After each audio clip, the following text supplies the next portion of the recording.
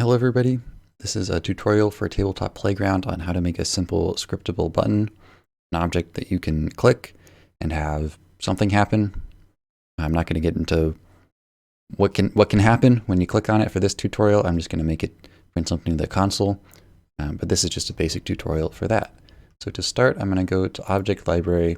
I'm just going to spawn in a basic cube. That'll be our button for now. You can pretty it up however you want.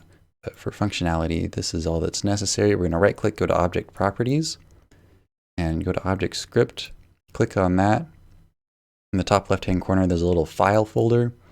You click on that, it'll take you to the right folder to put your scripts into. So I'm going to go ahead, right click, New, Text Document.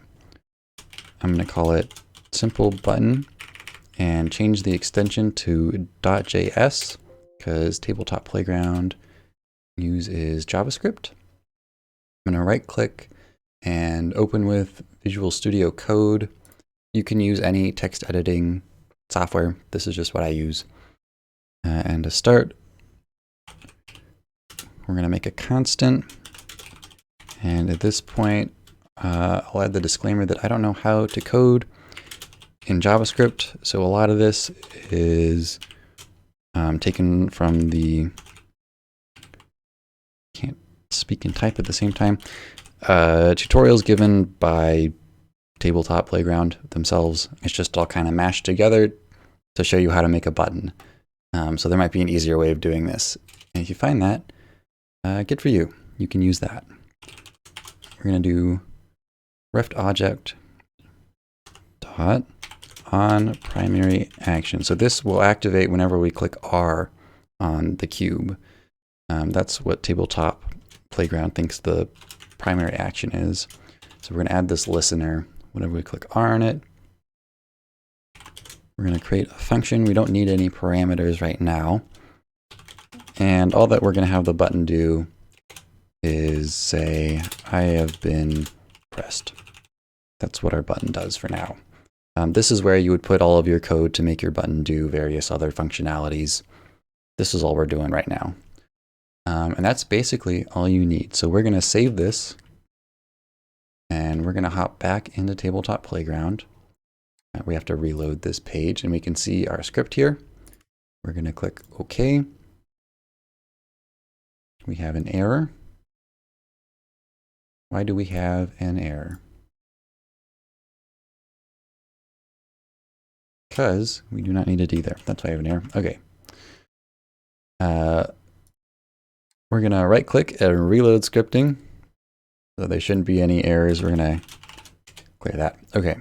So now when we highlight the object and press R, we can see that our message is popping up in the console. I have been pressed. And we can still pick it up and move it around. And this is now our button. Instead of that console message, you can put whatever you want in there. I'm going to show you a different way of doing this. So let's say you want your button to be pressed when you left click it instead of use R on it. In order to do that, let's go back into our code. We're going to change on primary action into on grab. So this will function whenever we left click it now. So we'll go ahead and save that, hop back into Playground, make sure to reload scripting. And now I'll clear the chat. Now when I click R on it, nothing happens, but if I pick it up, if I left click on it, it'll be pressed. And let's say, for example, you don't want it to move when you click it. You want it to stay still when it's been clicked. Then all you need to do is add the line obj dot, it doesn't want me to do that. Maybe if I do this first. We're going to need to pass a parameter in order to do this. Just so it can reference itself, but now it likes me doing that. obj.release. Of course, you can rename that parameter whatever you want. I just choose obj because it's standard, I guess. Go ahead and save. Head back over to Playground, reload scripting, and we'll clear this. So now when I left click on it, we still get the button press occurring, but it doesn't get picked up anymore. It stays right where it is. That's because our script is making us drop it as soon as we grab it. If you want to move it in this state, you can go ahead and go to coordinates and use the little gizmo to move it around to reposition it in the world. So yeah, that was a tutorial to make a simple button in Tabletop Playground.